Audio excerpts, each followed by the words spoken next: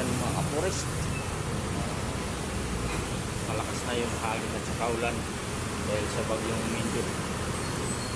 Ingat lang po tayo lahat mga kaforest sa ating pagbibiyahe sa paglalaysan na tayo sa ating awi. Kasalukuyan nandito tayo ngayon sa Quezon City. Pauwi pa lang si kaforest. Sobrang lakas ang ulan at saka hangin. Kaya ingat lang po tayo mga kaforest.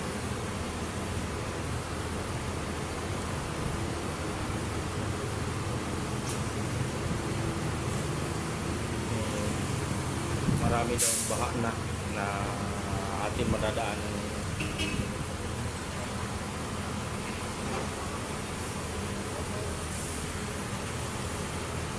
Kaya si kaforest laging ready.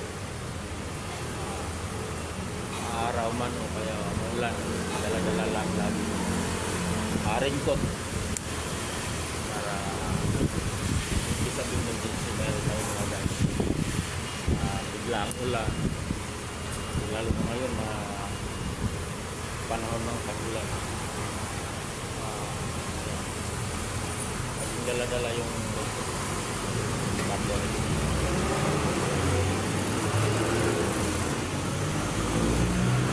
Always ready.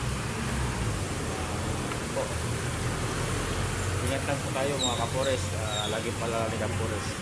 Maraming salamat po.